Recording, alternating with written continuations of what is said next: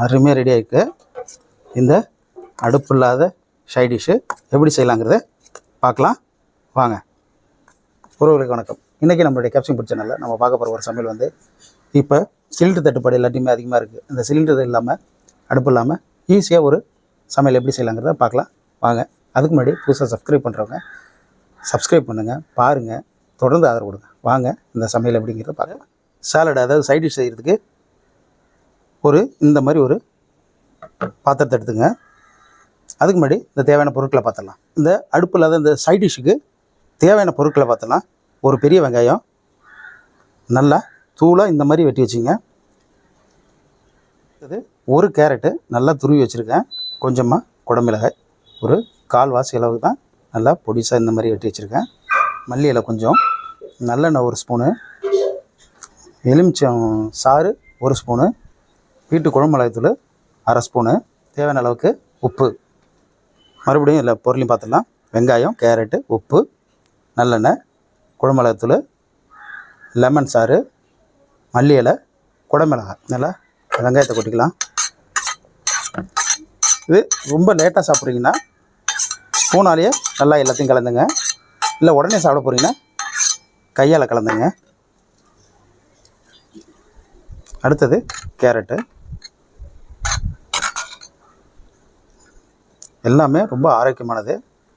இப்போ சிலிண்டர் தட்டுப்பாடு தான் ஜாஸ்தியாக இருக்குது இல்லைங்களா, அதுக்கு கரெக்டான ஒரு சைட் டிஷ்ஷுங்க இது.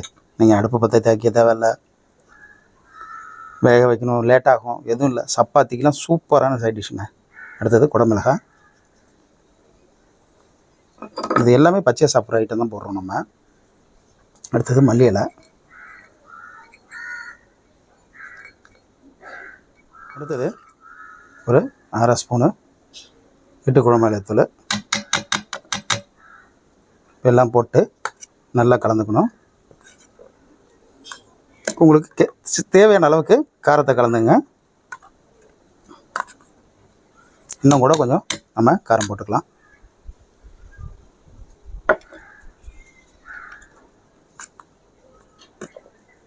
அப்போதான் ரொம்ப ருசியாக இருக்கும்.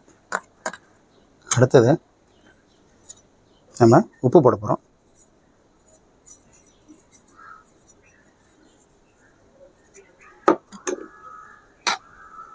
இதையும் நல்லா கலந்து விட்டுங்க. ரொம்ப ரொம்ப சுவையாகவும் ஆரோக்கியமாகவும் அவ்வளோ சூப்பராக இருக்குங்க. அடுத்தது லெமன் சாறு. அதுக்கு பிறகு இந்த நல்லெண்ணெய். அவ்வளோதாங்க.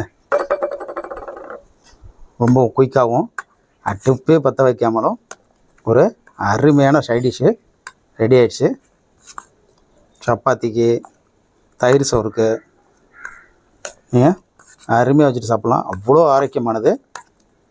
குழந்தைங்களுக்குலேருந்து பெரியவங்க வரலையும் இப்போ இந்த வெய்ய நாளில் ரொம்ப ரொம்ப தேவையான ஒரு சைட் டிஷ் தாங்க இது. ரெடி பண்ணிட்டோம். இதை இப்போ நம்ம டேஸ்ட் பார்க்கலாம். அதாவது டயட் இருக்கிறவங்கலேருந்து எல்லாருமே இதை கண்டிப்பாக சாப்பிடுங்க. அவ்வளோ ஆரோக்கியமானது.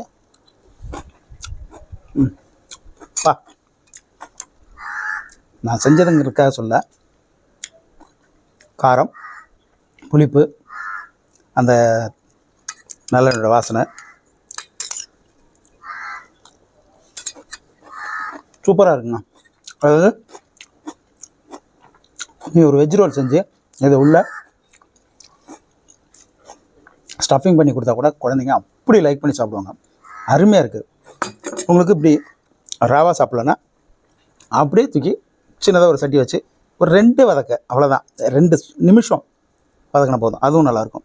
இன்னொரு மெத்தடில் சொல்கிறேன். இதுலேயே அப்படியே கொஞ்சம் தயிரை ஊற்றி கலக்கி அப்படி சாப்பிட்டாலும் பிரமாதமாக இருக்கும்.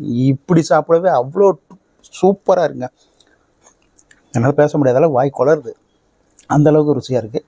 இந்த சிலிண்டர் இல்லாமல், அதாவது எதையுமே அவிக்காமல் செய்கிற ஈஸியான இந்த சாலடு, இந்த சைட் டிஷ்ஷை நீங்களும் வீட்டில் ட்ரை பண்ணி பாருங்கள். சூப்பராக இருக்கும். அப்புறம் வீடியோ சமைக்கிற வீடியோ, நல்ல கண்டென்ட் உள்ள வீடியோ பார்க்கணுன்னா நம்ம கேப்சிங் சேனலை தொடர்ந்து பாருங்கள். சப்ஸ்கிரைப் பண்ணுங்கள், லைக் பண்ணுங்கள், ஷேர் பண்ணுங்கள்.